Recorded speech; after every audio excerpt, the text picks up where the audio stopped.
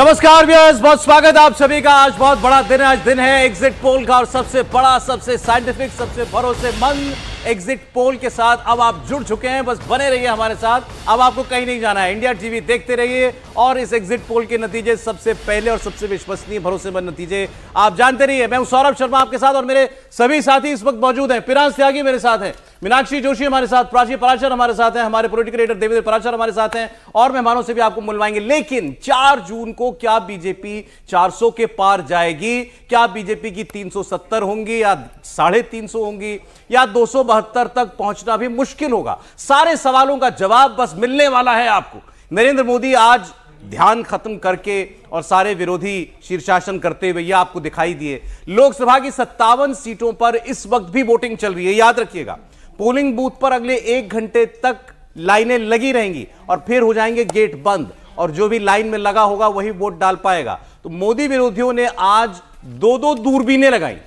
एक दूरबीन से वो मोदी का ध्यान देखते रहे, दूसरी दूरबीन से एग्जिट पोल के नंबर देख रहे हैं। पिनाज बिल्कुल, और आपको बता दें कि ये नंबर क्या कुछ कहेंगे बस अब से 1.5 घंटे बाद पता चलने वाला है कि आखिर 400 पार का नारा जो है वो वाकई में साकार हो रहा है या अभी जो है 350 पर ही गाड़ी आके रुकेगी। क्या कुछ आंकड़ा निकल कर आ रहा है बीजेपी के लिए, एनडीए के लिए। और जिस तरह से विपक्ष कह रहा था कि जनता चुनाव लड़ रही है और इस बार कुछ आश्चर्यजनक होगा, तो क्या वैसे ही विपक्ष की उम्मीदों पर पानी फिरेगा या उम्मीदों को और बल मिलेगा? दरअसल बीजेपी के नेता और एनडीए में बीजेपी की सहयोगी पार्टियों के नेता बड़े कॉन्फिडेंट हैं। मंगलवार 4 जून को 400 सीटें आ जाएंगी। 272 सीटों पर तो किसी को कोई शंका नहीं, कोई डाउट नहीं है। बीजेपी का दावा यह है कि कम से कम 16 राज्यों में 100% वाला स्कोर कर रहे हैं और कांग्रेस का खाता भी नहीं खुलने जा रहा। वहीं दूसरी तरफ इंडिया अलायंस है, उनके नेता हैं, वो ये कह रहे हैं कि इस बार सरकार तो वही बनाएंगे। कांग्रेस के नेता अपने फेवर वाले स्विंग स्टेट्स के नाम भी गिना रहे हैं। हालांकि वो ये नहीं कह रहे प्राची कि ये स्विंग स्टेट्स में अगर कुछ सीटें बढ़ भी गई तो सरकार बनाने के लिए जरूरी बाकी नंबर फिर कहां से आएंगे। बिल्कुल, देखिए अपनी अपनी सरकार बनाने का दावा है और इस दावे में कितनी सच्चाई है ये अब से कुछ देर बाद आप इंडिया टीवी पर देखेंगे। सबसे सटीक और सबसे भरोसेमंद एग्जिट पोल के जो नतीजे हैं हम आपके सामने रखना शुरू करेंगे। इंडिया टीवी की स्क्रीन पर आप जो टैली देख रही हैं इसमें 0-0 का स्कोर है। 543 सीटों पर क्या होने वाला है, कुछ ही देर में इस टैली में नंबर जुड़ते जाएंगे और 543 सीटों की कंप्लीट पिक्चर आपके सामने आ जाएगी। 400 पार वाला नारा सच साबित होगा।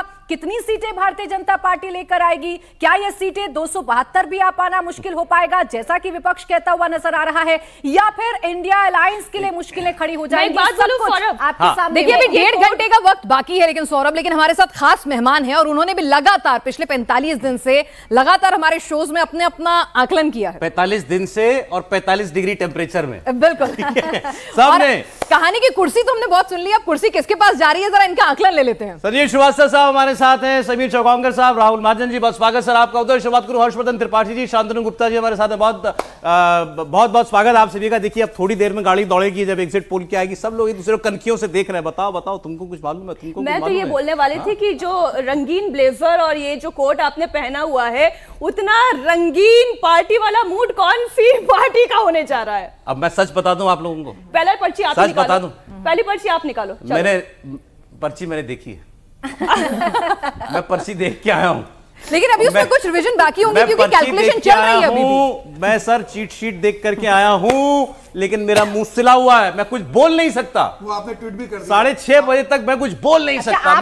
मेरे मन में एक ही गाना आ रहा है बस तब से, कह दूं तुम्हें या चुप रहूं। सौरभ चुप रहिए, इलेक्शन कमीशन ने कहा है 6:30 बजे तक चुप रहना है हमें। मैं चुप हूं 6:30 बजे तक। आपने जब से ट्वीट किया है सब आपके पीछे पड़ गए ट्विटर पे कि आप बताइए क्या हो रहा है। बता ही तो नहीं सकता अभी फिलहाल, आप बताइए। इन सबके पर्चे पड़े हैं मेरे पास।